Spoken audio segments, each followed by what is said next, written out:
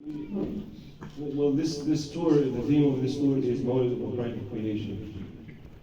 And this and the organization that we started in the US, in Canada, Know Your Prophet Center, are both Mawlana Shaykh Nazim's initiatives. I can't take credit for my English nasheeds, and I can't take credit for the organization either. Both of them have been due to Mawlana Shaykh Nazim's encouragement. When I recited for him English nasheed, he was very happy. He said, this one. He said, people need to understand about the Prophet.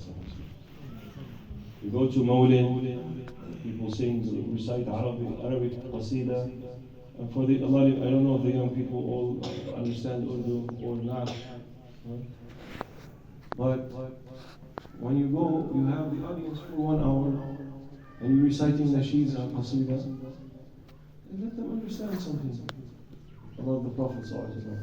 Why people of Pakistan and India, their love have been preserved, love for the Prophet.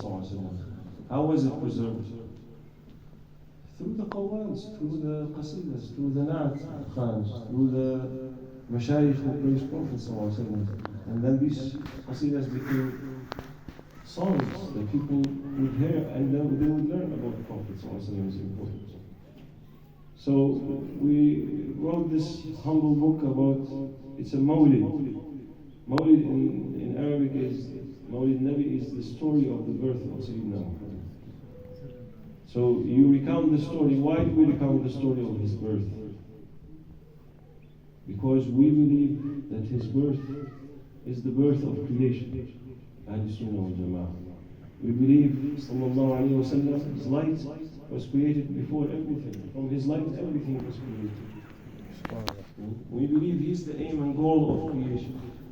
So what is the goal? Is to read the story of the birth, and every time to show happiness as if he is just born now. Why we stand up, make qiyam, to at the moment of his birth to say, Ya Sayyidi, I am so happy to be from your ummah. I'm so happy you are my Prophet. Like all creation, everything in creation honors the Prophet, praises the Prophet. As in some of the Mawalid, Jibreel alayhi salam was sent by Allah to inform all of creation about the coming of Sayyidina Muhammad. Everything, the fish, the animals, everything rejoiced. The stars, the angels, everything was in celebration. Except one. You know which one? Shaitan screamed. So today, these people who every Mawlid Nabi, bid'ah, kufr, shirk, bid'ah. Whose way are they following?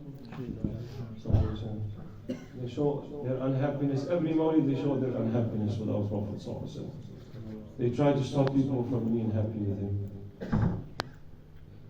So the story of the Mawlid, you recount in it, there is a chapter, for example, about the lineage, there's a chapter about his reality, there's a chapter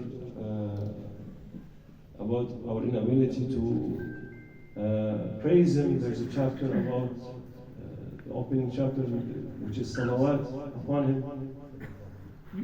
Like that, bringing people so that they come and listen about their Prophet ﷺ, they hear something about his perfection, they love him more, they respect him more, until their heart becomes attached. This is what we want. We want to be attached to our Prophet ﷺ. For us, it's also, we are lucky because the mashayikh are reflections of the Prophet. So your attachment to your shaykh is not to his person. This light that is reflected through the tariqas in every shaykh, Shaykh Abdullah, Shaykh Nazim, Shaykh Ahmed, before them all the way to Sayyidina Abu Bakr Siddiq, to Sayyidina Muhammad sallallahu alayhi wa sallam. It's a living line. So for us, it's extra easier, more easy for us to fall in love with Sayyidina Muhammad because we have an example of his perfection of character. Every Shaykh manifests some perfections of the Prophet ﷺ. So we have an example of that perfection right in front of our eyes. We are witnessing it. How many of us, when we were in Mawlana Shaykh Nazim, we felt like we were in the presence of the Prophet ﷺ? As the Imam mentioned, علماء أمتي علماء مثل الأنبياء, and there's another one, علماء أمتي كأنبياء بني إسرائيل. Ulama of my nation are like the prophets of Bani Israel. There's no prophethood after prophets in Allah. But the ulama al-amilin, the awliya, are like the prophets. Hadith Nabi. So we, alhamdulillah, Allah gave us that ability to have an example of perfection, of the Prophet light manifested in this awliya.